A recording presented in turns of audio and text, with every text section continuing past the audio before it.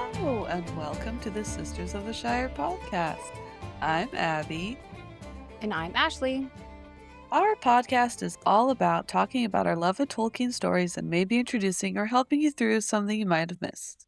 This season, we are covering the unfinished tales, Tolkien's extended version / alternate universe / deleted scenes of a lot of the stories from the Silmarillion, plus some bonus content that didn't quite work with the Silmarillion narrative flow. So, whether you've read every book cover to cover, or you're just here because you're curious about Tolkien's other works, or had a hard time reading them, all are welcome. Now let's dive into the unfinished tales. Let's go! Okay. I'm afraid to ask this. Hopefully we can get through this episode with no technological difficulty. So far, Yes. proved against us today. Yes. But how are you, Abigail?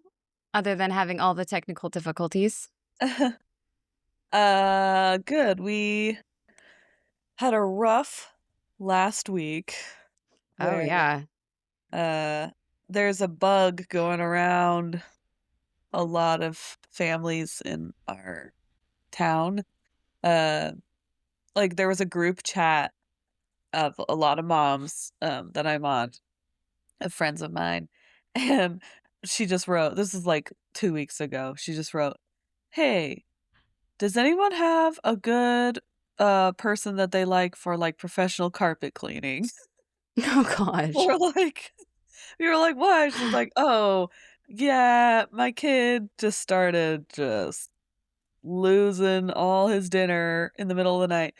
And she's like, "Man, I thought we were past the stage where like they could get to the bathroom in time." You know what I mean? And Yeah. because her son that she was talking about is 12, and she said, "Oh, just to let you know, he was at that like mutual child activity that all of our kids were at." And I'm like, "Oh, okay." And then my other friend wrote on the same thing. She's like, "Oh, we just had that last week. It's pretty brutal." And then my other friend was like, "Yeah, we had that a few weeks ago. It like went through our house really fast." I'm like, and Why do you let them outside then? I like wanted to write on the chat, like, "Just to let you know, my contamination, OCD, anxiety attacks are really flaring up right now just because of this text thread." And then 2 days later, like, it, like, it, like, went through our house like wildfire. It was like, and then it was done. Like, it was, like, so quick, but my kids decided to make it really fun for me and stagger their sicknesses. So, like, my youngest got sick first, and then 2 days later, my middle got sick, and then 2 days later, my oldest got sick. Like, I was like, "Could you guys just get it all over at one time?" And then I was like, But do you want to "Well." hold 3 puke buckets at the same time? Well, it was more like my poor washing machine, like, Yeah. ran all week.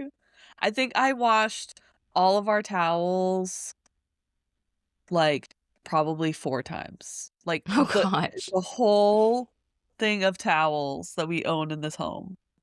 Um, but we're Well, doing now I know to get better. you for Christmas. Yeah, I know. We're doing better. Um, Thankfully, that's all out of our system because Oakley had his birthday this weekend. I I'm so I sorry. I feel like the worst auntie ever. I don't think I even texted you or did a thing. I'm so sorry. It's okay, it's okay. I still love Um, him. just to let you know, because I know none of them listen, none of his aunts said anything to him for his Oh, birthday. well, Um, that doesn't make it I better. I can know. do better.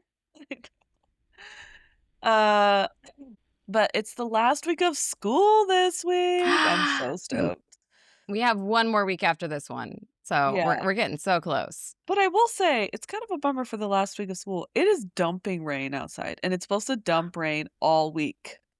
And I'm like, Ugh. "What the heck? This doesn't scream, 'School's out for summer, guys. It's summertime.'" It's like, Yeah. It's Don't super forget your gray here back today. your sweatshirts for Yeah, your it's last super week of school in gray. June." Lizzie went to a birthday party on Saturday, and it was supposed to, like, have an outdoor bouncy house and all these things, and it was dumping. Yeah. They still had the bouncy house. Luckily, it had a roof thing over it, but it was still, like, a slip and slide inside. Oh. Um, Lizzie was soaked. Luckily, I had a change of clothes for her in the car. But yeah, she had even a baseball game that morning, and we were like watching the sky the whole time because it also on the forecast was lightning that day. Oh, So this is an hey. interesting June for us. Yeah, I know. I will say, so I threw like a little birthday party for Oakley for his little friends in Hmm. preschool. And in our preschool here, they don't have school on Fridays. So I was like, hey, we can just, because that was the day before his birthday. I was like, we could just do like a little preschool birthday party in the middle of the earlier afternoon at a park because they're all home Hmm. because they don't have school. Yeah. And we got like, and it was so low key for fifth birthday party. It was like I bought giant beach balls and bubbles and sidewalk chalk and little like airplane glider things. And I was like, we had it at a park. I was like, it's just gonna be a fun park day, like just snacks and stuff, nothing super themed or crazy, just like the most 5-year-old birthday, Yeah. you know?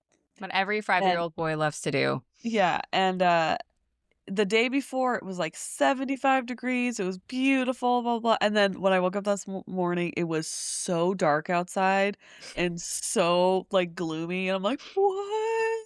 Like, I was like, "Oh," and we had bought ice cream, bars for Ugh. his birthday, and I was like, "It's 49 degrees outside." I was like, "I don't think we're gonna do ice cream," so I had to, like, pivot really quick and run to the store and get cupcakes instead, and, like, so but I'm like, "Oh, man," 'cause he's like my summer birthday kid. He's like my Yeah. sunshine, it's summertime, and then his Hmm. little birthday party had, like, a black cloud over it the whole day, and I was like, "No." I was so bummed. I was so bummed. I even wrote in the chat to all the moms that I invited. I was like, "Hey, what the crap is this? Like, what is this happening? That's not fair." Hmm. Yeah. So, I was like, "It's a sweatshirt themed birthday. Everybody bring your Yes. sweatshirts." I would be there for a sweatshirt themed birthday. I did wear a sweatshirt, it was nice. I want that to be my Hoodie for birthday the party. win. Sweatshirt and Anyway, leggings yeah, and fun hey. socks. Yeah. So, See, what fun socks am I wearing today? Oh, these aren't my hopefully, fun socks. we'll get more summery. I Well, shouldn't it'll I happen. shouldn't It'll get there. be complaining because we do need as much water as we can before we get into summertime, so because we had a really True. dry winter. Yeah. So, I will Still not take a fun. little bit of rain. Yeah, That's true. Yeah. so Yeah. You're I right. can You're right. complain, but whatever. Anyway. Okay. So, last few episodes, like if you wanted to just kind of give a quick review, a quick uh highlight reel of what you learned from the Line of Elros episode. Um, what would you say like was your favorite parts about it? I know it So wasn't the funnest episode. I'm sorry.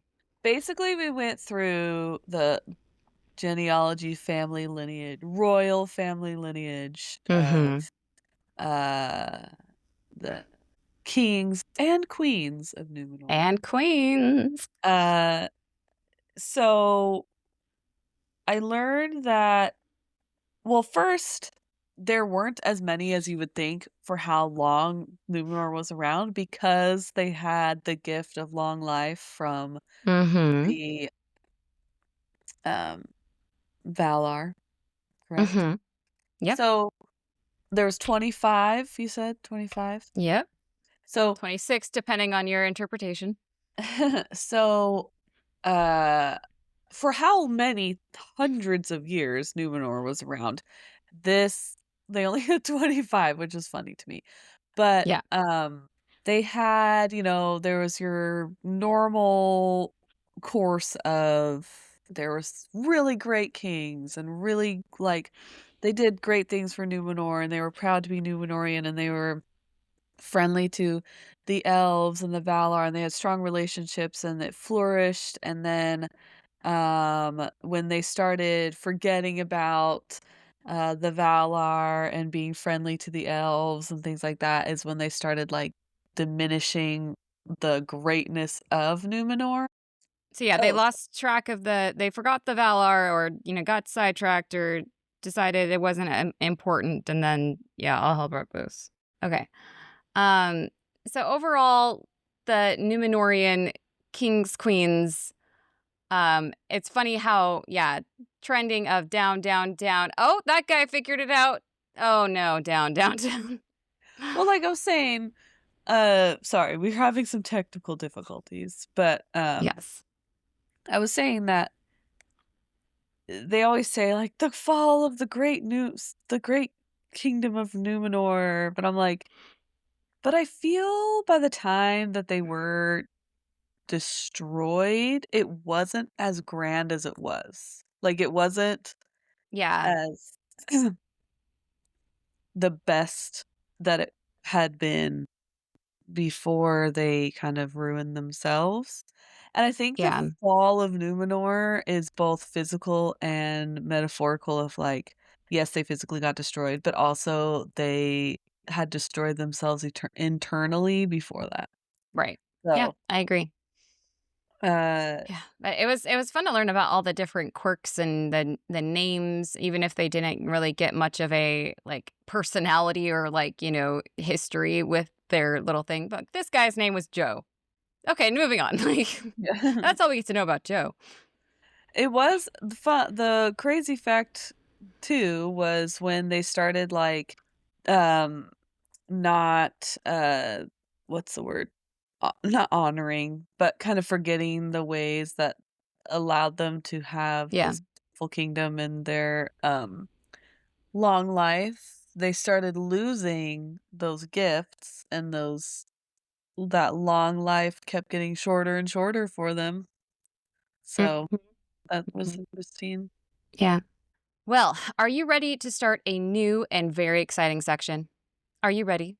Is it another genealogy test? Not exactly. I do need there will be a bit of refreshing on who is who, just so we, can keep our characters straight. But so this new section is called The History of Galadriel and Celeborn and of Amroth, King of Lorien. Yeah. I really wanted to rewatch The Rings of Power after watching this, or after, I've been wanting to rewatch Rings of Power. I love that show. yeah, Sorry, yeah. if you don't like it, then that's on you, but I like it. Well, and the more okay, let's just start because you'll find out why I'm like, yes, yes, I'm getting why they did this now.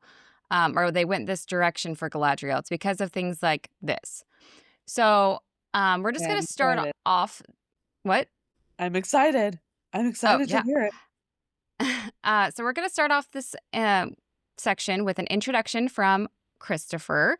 Um, he wrote this section, and that is obviously going to introduce you, but more layout of what kind of section we're dealing with here. Because as you may have noticed over the sections we have covered, there are definitely some that are more of a story with maybe like one or two alternate scenes, like when we did Turin and Tor, and for the most part, Alzarion and Arendis. It was a story. But there are some that are more kind of record keeping type stuff. So, like the description of the island of Numenor and the line of Elros. It was more just like information. This section, Christopher describes as an essay incorporating citations, which That sounds sounds bad, boring. sounds boring, yes. But after reading it and like really really reading this, I would basically say that means here is an essay that Tolkien wrote about Galadriel and Celeborn. It isn't a story, and every paragraph or so, I'm going to have a comment about what I wrote about. And then at the end, I'm also going to have a little paragraph appendices just to mess with you. So fun. So fun. Um, quote, this treatment was enforced by the nature of the materials, and as is made clear in the course of the essay, darn autocorrect. In the course of the essay, a history of Galadriel can only be a history of my father's changing conceptions. So he just kept changing his mind of where he wanted Galadriel's story to go. And there are He is a certainly a mystery. lot of, yeah, there are certainly a lot Mysterious of things that lady. Tolkien changed his mind about over time.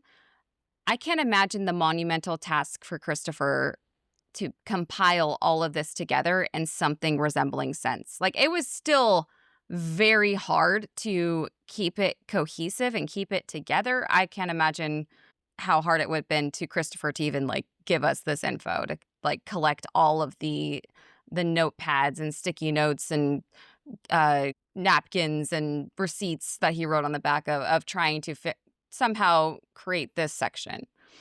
Um, Off the bat, in the very first sentence of this section, it says, quote, there is no part of the history of Middle-earth more full of problems than the story of Galadriel and Celeborn, and it must be admitted that there are severe inconsistencies. The role and importance of Galadriel only emerged slowly, and that her story underwent continual refashionings. Which is funny because I feel like she's such an important character that I feel that he should have been, like, really cemented of, like, "This is who she is. This is what her Mhm. story is." Like, I love her as a character. Where I'm like, "Well, maybe he was too excited and he had all these possibilities for her or something," but honestly, I was like, "Why is she not" um what's the word? More cemented of like, "This Yeah. is her. I know who this is." Because authors sometimes talk about like, "I knew my characters. They came to me, like, they are their own individuals, and they told me who they are, blah, blah, blah." Some writers Mhm. talk like that. But Yeah. I wish that he I don't know.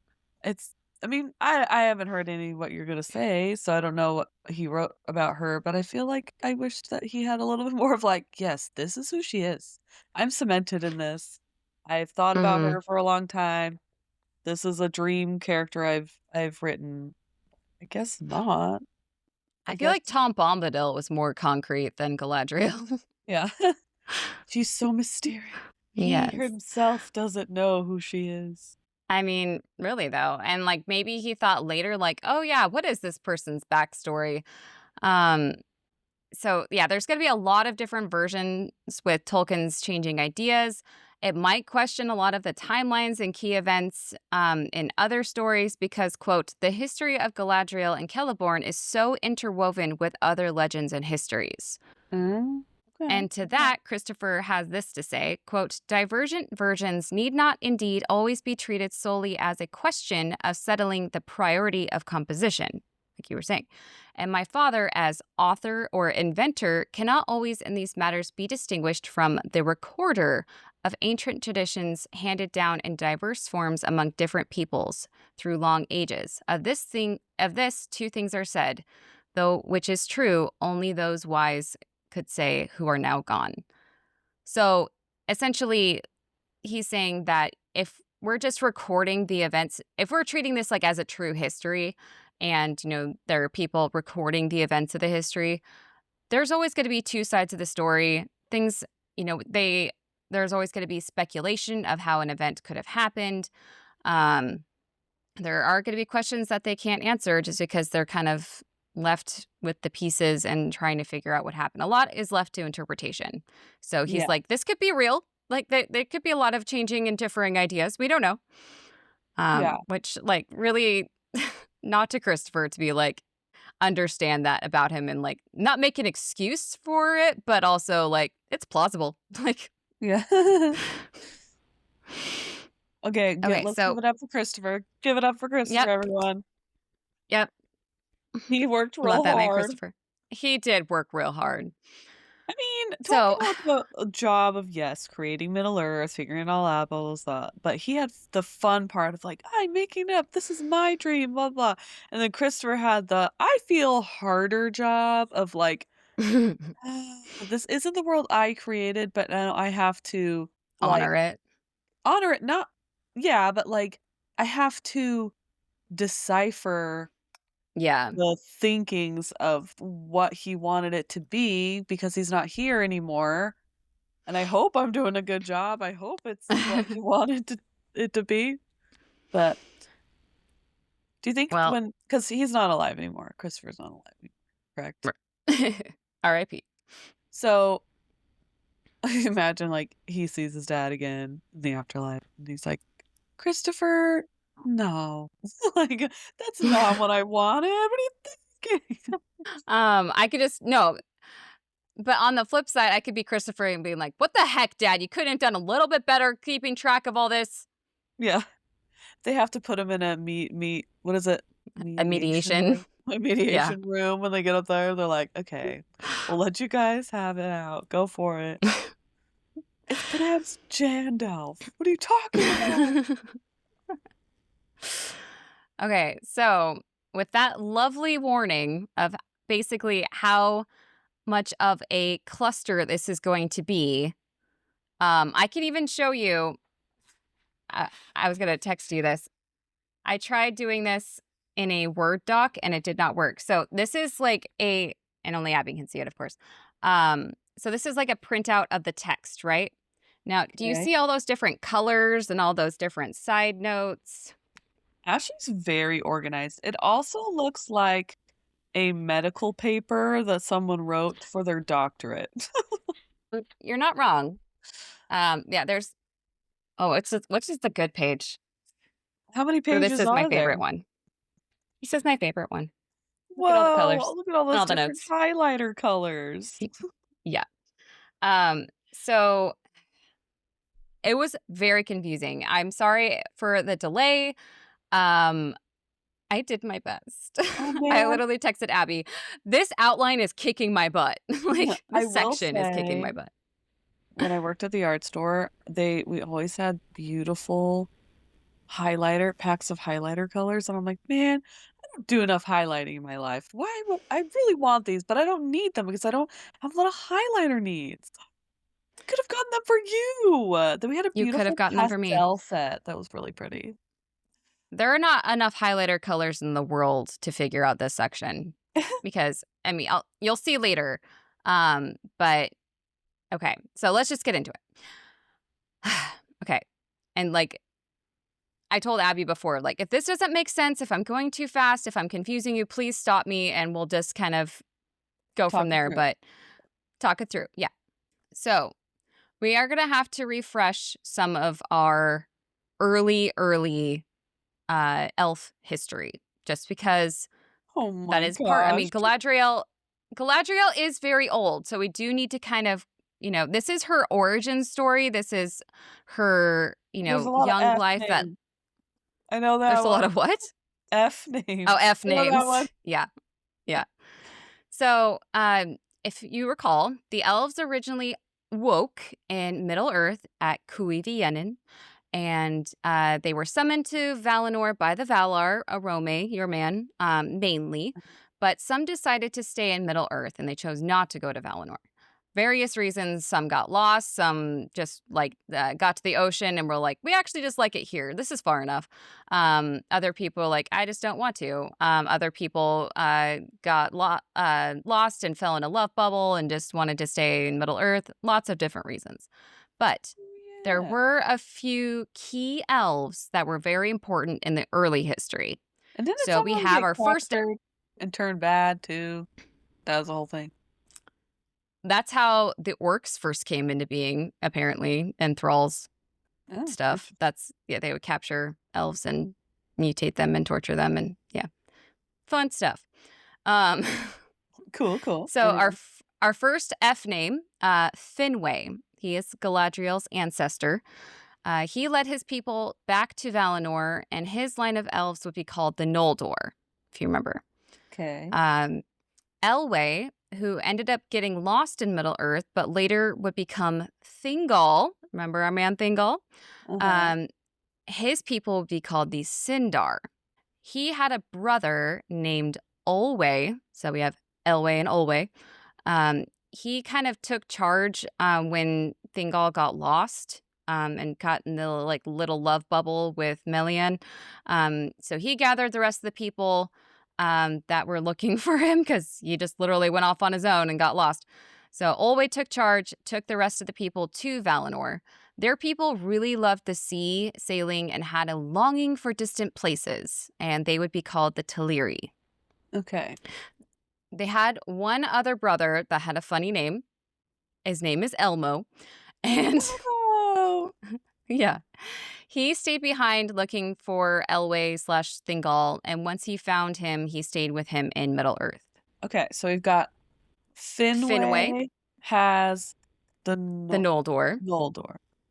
Mm-hmm. Thingol slash Elwë. Elwë has the Sindar. Sindar. Mm-hmm.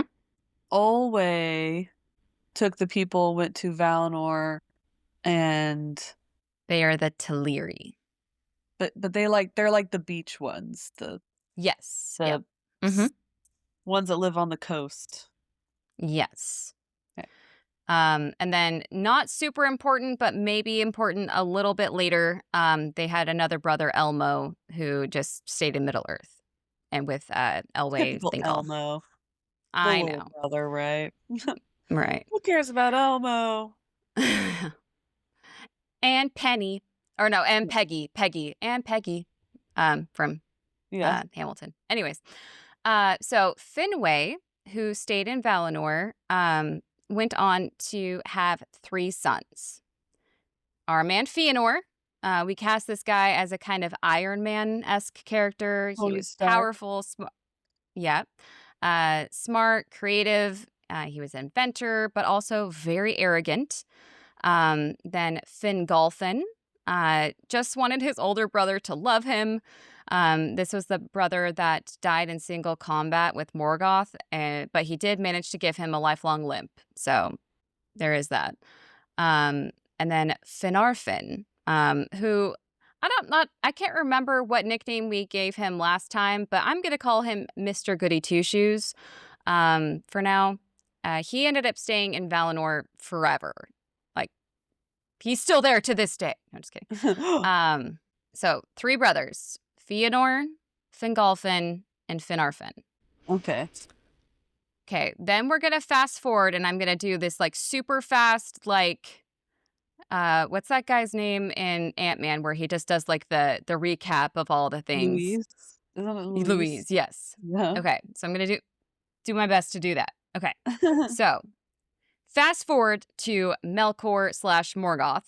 He teamed up with the creepy spider Ungoliant, and then Spider drank the juice from the 2 trees. And then from the last remnants of those 2 trees, Fëanor created the 3 Silmarils, which then Melkor/Morgoth ended up stealing too. And then he ran away with them to Middle-earth, which caused Fëanor to get really pissed and be like, I want those back. And then he went to Middle-earth to get them back. He wanted to go to Middle-earth to get them back, but the Valar were like, no, you can't do that. And then Fëanor was like, I'm going to do it anyway, and I'm going to take all these people with me. And then he got a lot of people on board to go and leave Valinor. And then even though they got this like scary warning from like the Doomsday Valar and was like, don't, tread no further. You'll never, come back, and there'll be a curse of me that from now until you die, you'll die bad. And then it kept like, I'm going anyway. And then like, oh, how do we get to Middle-earth? I guess we'll steal these ships that are right here. But aren't those from our neighbors, the Teleri, who actually like are our friends? I don't care. I want those ships anyway. And they're like, but we want our ships. Don't take our ships. And they're like, die. And then they took the ships, and Fëanor went to Middle-earth and caused a lot of ruckus there, killing a lot of Teleri in the process. You gotta be like, and then he went to his cousin and took his cousin's Yeah. ship. And then his cousin was like, what's up, man? Why you doing this? And he's like, whatever, man. I'm gonna take your ships. Okay, rewrite that part. I like it. Okay, so that's basically the building blocks. This part of the story doesn't exactly change. Like in my highlighter, I had this as like the main storyline. Yes. So Now we're going to rewind just a little bit because we're going to go back to Finway's sons. Finway being like the father of the Noldor elves. So again, Fëanor, Fingolfin, and Finarfin. But we're mainly going to talk about Mr. Goody Two-Shoes, Finarfin. Because he had a different a different mother than Fëanor, as well as Fingolfin, but we're just So narrowing he's in like on the Finarfin. half brother of them? Yes.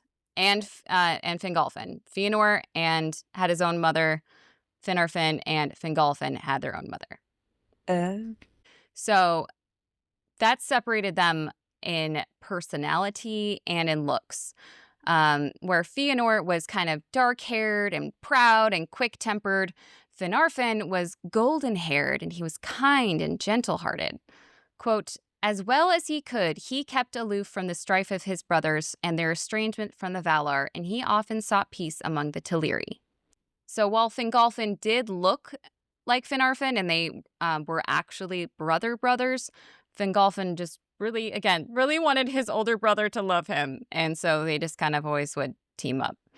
But Finarfin, Mr. Goody Two-Shoes, just was like, I don't want part of that drama, and I'm going to go hang out with the surfer people. And that is how he met and married Eowyn. She was the daughter of Olwe of the Teleri. Remember, Olwe is the main His person. uncle. His Yeah, well, uncle? see, that's the thing. So because they just awoke together doesn't mean that they're brothers. So Finway and Olwe are not exactly brothers in that sense. They're just like people. They're the origin people, if that makes any sense at all. All right. Olwe and Elwë are the brothers. That's how I understand it. Okay, cool. Yeah. So Sure. Elwë is Thingol who stayed in Middle Earth. Olwe is the brother who took charge and gave up on his brother, finding his brother, and took everyone to Valinor. Olwe is the father of the Teleri. Yes. Okay. So So kind of uncle. yes. Yeah. I'm not sure how to separate that other than just being like, they all woke up together. They're a found um, family.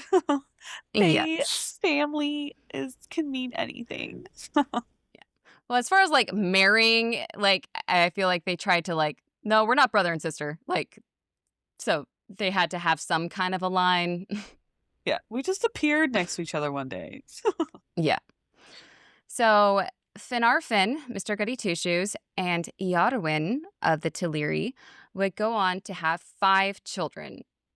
Sadly, only 2 of which are important. Aw, man. Yeah. Finrod, our man Finrod, Captain Balerion, R.I.P. Finrod, Yes. and the girl of our section, Galadriel. Quote, Galadriel was the greatest of the Noldor, except Fëanor maybe, though she was wiser than he, and her wisdom increased with the long years. Now I gotta wonder, did she have like a little sister or like anything like that? Like how I'm sorry. I would hate to have Galadriel as my older sister. I feel like she would No. be the worst older sister. She would. No, she only had brothers. She was the only girl. Okay. Phew. Yeah. That would be rough for that little sister. Yeah. So, interesting enough, Galadriel wasn't the name she was born with. In fact, the elves in Valinor were given 2 names. One at birth by the father, which usually had to do something more with his own name. And then the other is by the mother. Quote, and these mother names had great significance, for the mothers of the Eldar had insight into the characters and abilities of their children, and many also had the gift of prophetic foresight. Oh, what? Yeah. That's cool. Yeah.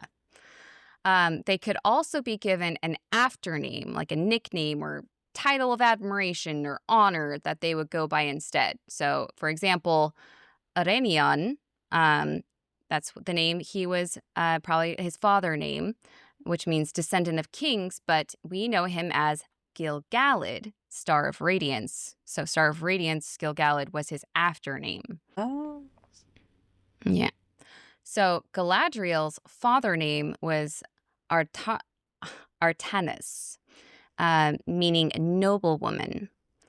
Uh, Oh. her mother name, so this is her mother is like seeing into her future and seeing the kind of girl that, her or woman that her girl is going to become. And so her mother names her Nerwin, which means man maiden, which sounds bad, but I think of it more as like she could keep up with the boys kind of deal. Like Yeah. she's yeah. Um she is described as being very tall, the tallest Noldor elf woman, in fact. Quote, she was strong of body, mind, and will, a match for both the lore masters and the athletes of the Eldar. Interesting. So, athletic, tall, smart, and, she wasn't bad to look at either. She's the whole package because she wasn't just those things. She was also beautiful. But do you know her like most beautiful attribute was her hair? I was gonna say her hair, her Yeah. beautiful golden locks.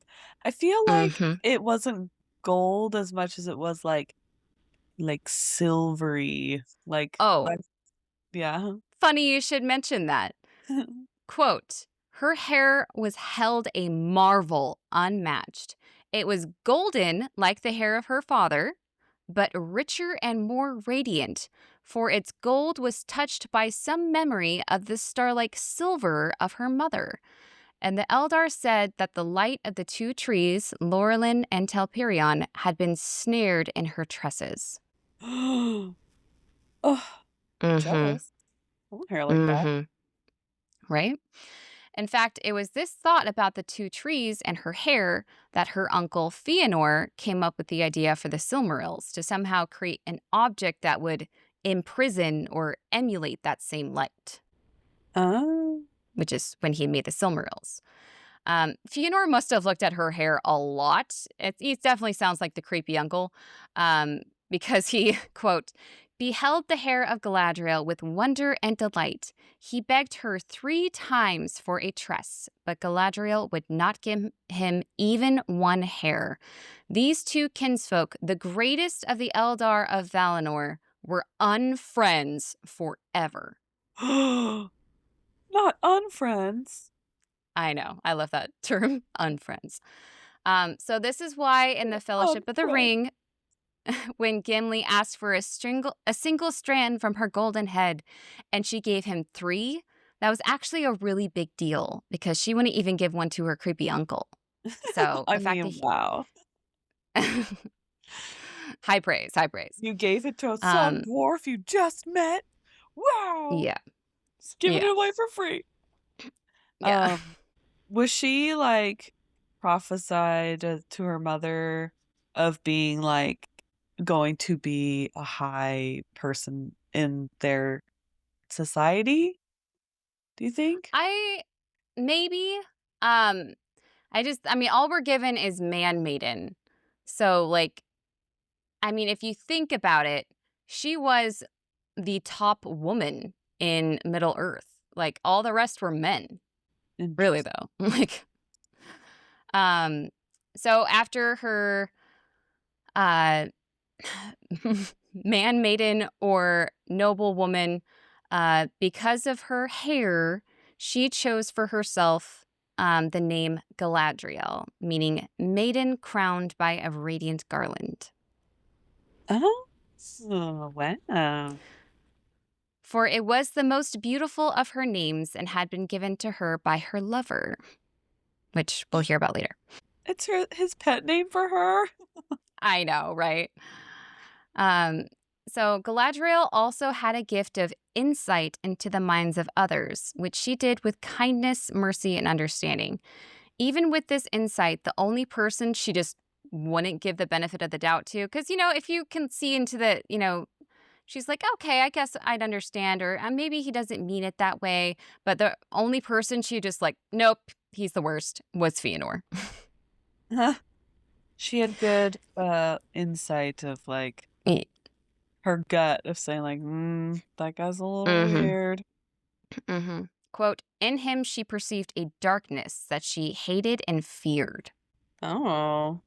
While Galadriel was born in the golden ages, I would say, of Valinor, well, more like silver and golden ages. Get it? Uh, thank you, thank you. Quote, it was not long before that was dimmed, and thereafter she had no peace within. Oh, Sounds like the Rings of Power Galadriel, though, where she just was like on this, I have to, I can't, why did I feel good in here? yeah. Um, Amid the rebellion, Fëanor was starting with his brother Fingolfin. Remember, that's the brother who just wants to have his older brother love him. Um, versus her father Finarfin, Mr. Goody Two Shoes, siding with the Valar. Galadriel was being kind of pulled to both sides. And while you would think, why would she be pulled to Fëanor and Fingolfin's side? You would think her unfriending of Fëanor, uh, and this reference, quote, Galadriel's peculiar dislike and distrust of Fëanor from the beginning and the effect she had on him. So definitely creepy uncle then, right? Like, Or he just, like, was annoyed by her all the time. Like, or that, yeah. they just, like, could those situations where, like, I don't know if you have this in your family at all, but, like, if two people from your family are in the same room, you're like, "Oh, well, they're gonna start fighting soon." Like, they just don't like each other. They're just gonna, for Yeah. some reason, find something to fight about. Their vibes are off. See, They're uncompatible. yeah. So I mean, either way, whether it's a creepy uncle or yeah, just like a kind of competing almost nature from each other, or just clashing. You think that would put her immediately on the Valar's team and with her dad. She did have the classic Noldor characteristic traits, though, of being proud, strong, and self-willed. She also had the Teleri characteristic traits of yearning for far off places. And she even was like, maybe I could find a dominion of my own where I could rule. I could be in charge. Ooh. So she had that was kind of pushing her towards the Fëanor Fingolfin side, because if, she left with Fëanor, she could find those far off places. And I mean, that's part of like a sense of adventure almost. So that, along with a heavy dose of kind of a nobility and reverence for the Valar that came with the people of her grandmother Indis, who's the Vanyar. Remember, they were the like, what do we call them? The Vanyar were like the posh people, the celebrity, Oh, yeah. the country club, the Yeah, the Beverly Hills, like, Beverly. Yeah, yeah. yeah. So this led to several different possible versions of these specific narratives. So this is why did not have enough colors in the whole wide world for this highlighting, because we're going to have several different versions of these 4 questions. Okay. 1, why did Galadriel leave Valinor? 2, how did she leave Valinor? 3, why didn't she return to Valinor earlier? Like, when she got to Middle-earth, how come she didn't go back to Valinor? 4, how did she meet Celeborn and who was he? Oh. So those are the 4 questions that somehow Tolkien has, like, multiple different versions of those questions alone. Oh, interesting. Yeah. So, we are going to start with the different versions of why did Galadriel leave Valinor? So this is all Tolkien's like different ideas that he had that literally were like jumbled into this whole section. So I'm trying to break it down in an easier way. Break So it she left down. Valinor, version 1, for family. So Galadriel's mother, Eowyn of the Teleri, had a grandfather named Olwe, one of our OG elves in Valinor. Sorry, it'd be Galadriel's grandfather, Okay. Eowyn's dad. Sorry. The father of the Teleri. And Olwe's brother was named Elwë, aka Thingol, who, like I said earlier, stayed in Middle Earth. So this relation, being related to Thingol as her like grand uncle, being in Middle Earth already, was one thing that kind of swayed her decision. Like, I wouldn't mind going to Middle Earth. At least I have to have some place to stay, and I have relatives there that I could go visit. Okay. Seems Valid like a weird point. reason, but yeah. So version 2 is kind of like an island fever kind of thing. So Fëanor's talk of going to Middle Earth, quote, kindled in her heart, for she longed to see the wide unguarded lands and to rule there a realm at her own will. Oh, Because remember, her mother of the Teleri had kind of instilled in her that yearning for faraway places. So in this version, she didn't swear any oaths, unlike the rest of the rebels with Fëanor. She just basically used the rebellion as a way to like hitch a ride to Middle Earth. okay. Version 3, I'm too smart for this place. Christopher notes here that this idea was actually from an illegible note. Quote, the last writing of my fathers on the subject of Galadriel and Celeborn, and probably the last on Middle Earth and Valinor, set down in the last month of his life. So this is literally like his last thing that he wanted to put out there. I have one more idea. Like, Yeah. so the idea is that Galadriel had already made quite a name for herself in Valinor, almost to the equal of Fëanor as far as her reputation for wisdom and intelligence. She was completely opposed to Fëanor and his rebellion and wanted nothing to do with it. However, kind of like the other ones, she did have this feeling of wanting to leave so she could go to Middle Earth. She had learned all that she could from the Valar and the Eldar in Valinor, and now she wanted to use all that knowledge. If she were going to leave, she most likely would have asked the Valar's blessing. She just needed to formally ask for it. Um, Yeah. so some of them are kind of similar, but different a little bit. Mm, So too smart, um, island fever, and family. The okay. different versions there of why did Galadriel leave Valinor? Uh, the other question, how did she leave Valinor? Version 1 is she sailed away. Um, Kind of stemming from the why did she leave Valinor version 3, that she's too smart for this place. While working up the nerve to formally ask the Valar to leave, quote, Galadriel's thoughts turned to the ships of the Teleri, and she went for a while to dwell with her mother's kindred. Now, here she meets Celeborn, and I'm going to quickly gloss over this as we are going to repeat this a bit with one of our versions of how did she meet Celeborn and who is he. So she meets Celeborn there, and together they plan to build a ship and sail to Middle Earth together. They get the ship all ready to go, and they're about to ask the Valar formally for permission to leave. Unfortunately, this is right when all of the drama happened. Melkor made his move, and shortly after, Fëanor's revolt started. But in this version, Galadriel is on the side of the Teleri, fighting against Fëanor's theft of the Teleri ships, and miraculously, hers and Celeborn's ship manages to be saved. Miraculously. Miraculously. Heartbroken at the state Valinor is now in and horrified by Fëanor's actions, together Galadriel and Celeborn decide to immediately set sail for Middle Earth without asking the Valar's permission, which probably wouldn't have been granted at that time due to everything currently going on anyway. Because she left without formal leave from the Valar, she would be considered kind of banned from Valinor, just like Fëanor and his rebels. Oh. So even though she didn't do anything wrong, because she left without permission, technically she kind of falls under that umbrella. Huh. Also weird that they have Um, to ask to leave. Kind of yeah. weird. Mm-hmm. So in version 2, she kind of blends in with the rebels. She joins Fëanor's rebellion, and once she made that decision, she just wasn't going back. She rejected the Valar's warning and was considered banned for doing so. She did fight against Fëanor when it came to stealing the Teleri ships. They were, after all, her own mother's people. But even so, she did not turn back to Valinor.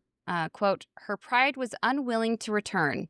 A defeated suppliant, a person who makes a humble, earnest plea or petition to someone in authority, a deity or a person of power, so in this case the Valar, for pardon. But now she burned with desire to follow Fëanor with her anger to whatever lands he might come, and to thwart him in all ways that she could. Oh, So okay, queen. she, yeah, Who loves a vengeful she petty kind of queen? used, yeah. So she kind of used the rebellion as a means to get there, but she did not like how Fëanor handled it, and then was like, you know what? I'm just going to go out of spite, and I'm going to make Fëanor's life a living hell. Oh, wait, he died pretty quickly after getting there. Darn Dang it. it. How dare he? Yeah. Okay, so next question. Why didn't she return to Valinor earlier? So, version 1. She was I banned. didn't want to go back anyway. Oh, Well, yeah, so she was banned in some of these versions, right? uh-huh. Well, most of them. So after Morgoth was defeated in the War of Wrath, there was a ban set upon her return. Whether that was just reestablished or new, it doesn't exactly say. What it does say here is her response to not being able to return to Valinor. Quote, she replied proudly that she had no wish to do so. So, Ew, that oh, place. now I That's can go back? so I didn't want to anyway. that place is so 34, 34. Yeah. This is so well, I don't know what Ew, timeline would be gross. like. I Ew, know. that's so the first stage. I do not wanna go back Yeah. there. Oh, that one's Um, accurate. That one's accurate. um, I could see her it's kind of like, when, people, like, move out of a small town and they go, like, make a big name for themselves, like, they're too big for their britches in the small town, and you're like, I'm too good for the small town, I'm gonna go," and You mean then, Sweet Home Alabama? Are we talking yeah, about Sweet Home Alabama? and she moves back, um, but then it doesn't 100% work out, like, Mhm. where they new place, where they're like, "I thought it was gonna be different, and I was gonna be the greatest thing," which she is kind of, like, top dog over there too, but it's the I can't humiliate myself and go back to my small hometown and have everybody ask questions like, "So how do you think that went? Yeah. How do you think that went for you? Did you have fun being all big over there? You're too good for us, so now you gotta come back." Mm. Well, I mean, so they, like, said, "Oh, yeah, you can't return still, like, it's not, like, forgiven," and she's yeah. I didn't wanna go back there anyway. So Yeah, it's just very yeah, there's a lot of proud pride. and very yeah, Both sides. yeah. So again, version 2, I wanna say this is actually more proud. In this version, at the end of the War of Wrath, the Valar actually did pardon her, and she refused their pardon. It wasn't until another 2 ages went by and she was offered everything she could have ever wanted when she was tempted with the Ring of Power, which would give her dominion over Middle Earth. When she says, quote, and now at last it comes, you will give me the ring freely. In place of the Dark Lord, you will set up a queen. The fact that she was able to reject that offer is when she finally realized that she had reached her peak. She passed the hardest test there was to pass, and only then did she decide to go back to Valinor. She's like, "I did it. Ah, can't go up from here. I've Exactly. peaked. I can't." Mm-hmm. But what's uh it they kind of show that a little bit in the Rings of Power show where they're like, "Well, Yep. we're gonna have you go back to Valinor." She's like, "I don't know. I'm jumping off this Yeah. ship. I'm literally Yep. swimming the ocean back Mm-hmm. to Middle Earth." Yep. Of like, that's how defiant I am. Like I said, dang, to be her parent though would be like, Yeah. So in version 3, she's kind of forgiven at the last minute. So in this version, the exiles, as the like rebels were kind of called, were actually allowed to return to Valinor except for the main players in the rebellion, which by that time, the only one left alive was her, which is so sad. Whoa. Um, yeah. She continued to believe that this ban was forever lasting, or as long as the earth endured. So later, when Frodo is granted passage to Valinor, she prays and wishes him a special grace for the journey. But unfortunately, that way for her was closed. Quote, her prayer was granted, but also her personal ban was lifted in reward for her services against Sauron, and above all for her rejection of the temptation to take the ring when offered to her. So at the end, we see her taking ship. So she had to earn She had to the prove right to that go she was back. still doing good things. Yeah. Another version, version 4, is duty. She stayed in Middle-earth and never went back to Valinor because she felt it was her duty to not leave until Sauron was wholly conquered, which rings of power. Well, if you look at it from the Valar's perspective, everybody who's been so proud of themselves and I'm the best and stuff like that have turned out to be the root cause of the destruction of a lot of things. So I guess Yeah, I understand they're like, hey, you gotta prove it. If you're gonna be like yeah. this, show that you actually use your powers for good, please. Mm-hmm. In version 5, it was for love. One of the versions of Celeborn we are going to discuss later is that Celeborn never went to Valinor and never wanted to leave Middle-earth. So for love of her Middle-earth-bound lover Celeborn, she did not leave Valinor, or did not leave for Valinor. She didn't want to leave. Aw. I can't leave him here, and he just loves Middle-earth so much. Aw. And then version 6, just out of pure stubbornness, she had been so eager to adventure to Middle-earth to go back would make her feel almost embarrassed. You talked about going so long. Why don't you just get out there? I can imagine when she wanted to leave Valinor, I can imagine her friends and family were like, isn't it scary over there? I hear it's really bad. Why not just stay here where it's safe and everything is all beautiful? And then, she decided to go anyway and found out that everything they had said was true. And so she's like, they're not right. No, I'm good. It's fine. It's great over here. What are you talking about? It's like the Judy Hopps scene where her parents call her in her tiny apartment. Yes. And she's like, Yes. it's fine. I'm Yes. having a great day. Everyone's so nice. Yeah. Yes. So I'm actually going to save the Celeborn question for next week because there's a lot to be said about who Celeborn was and how they met. There's lots of I mean, different he's gotta versions be a that are cool really guy if he cute. could snag a girl like Galadriel, so Mm-hmm. he's gotta be pretty cool, I guess. Yeah. So thank you for joining us on this journey through Middle-earth. Don't forget to follow us at Sisters of the Shire podcast on Instagram or Facebook or all the social media things. Big thank you to our patrons, Dan, Kevin, Victoria, Avery, Ryan, and Anatod. Your support keeps us going, and we are forever grateful. I did get a message from Anatod, and it is Anna Tar, which makes me so happy. Thank you for joining us. If that is her And real name, that's amazing. no, Like, it's not I'm their saying, Anna is her real name. Yeah. I know, but I said if Oh. if there's a person out there whose real name is Anna, last name Tar, amazing. Oh, I see. Amazing. That would be amazing. It's funny. I work in the medical field, and sometimes I like to make test patients just so they'll have something to practice on, and a lot of them have no idea. There's a patient called Melkor with the last name Morgoth. They have no idea, but Is he Eastern European or?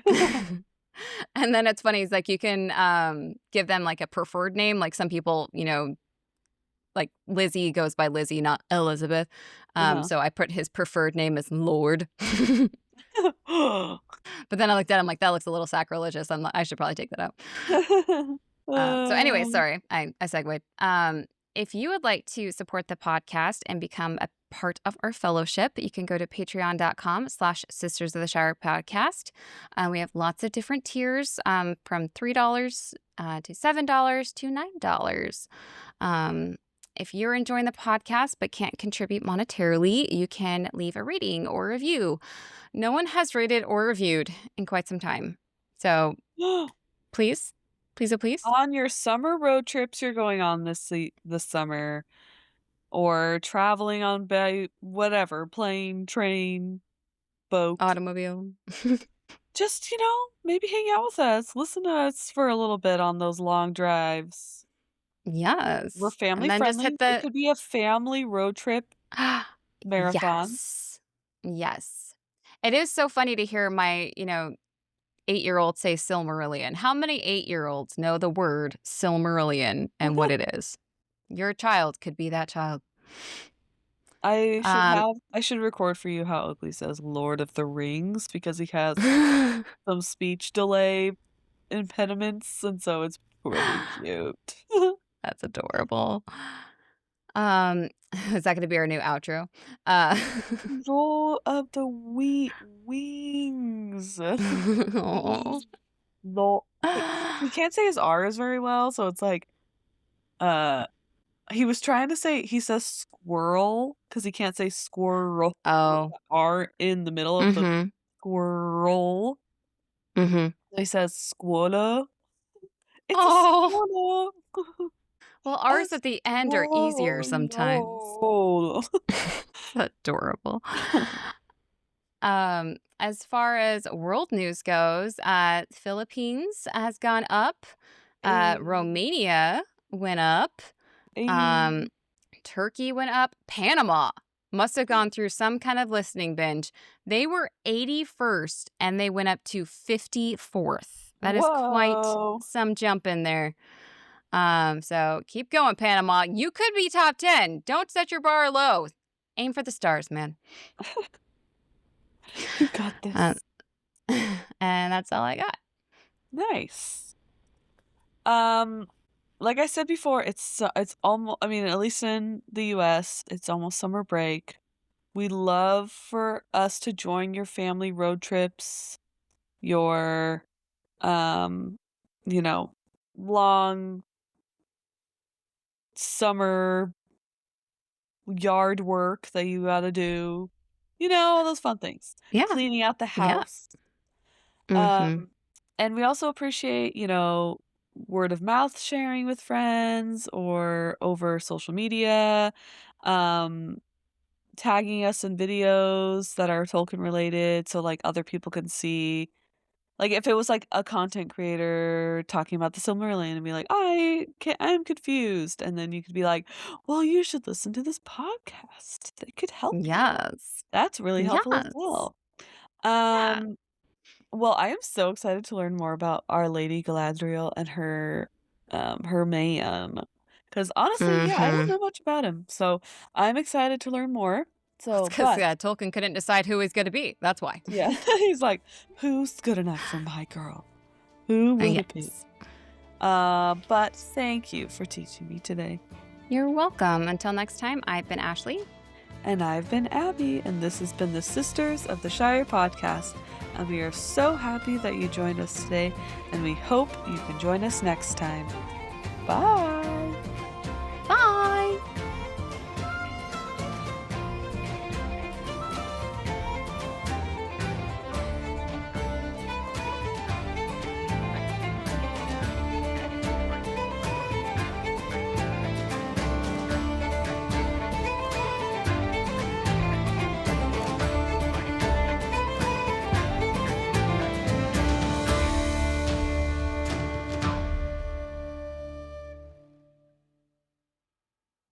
Thank you for teaching me a day. Yay!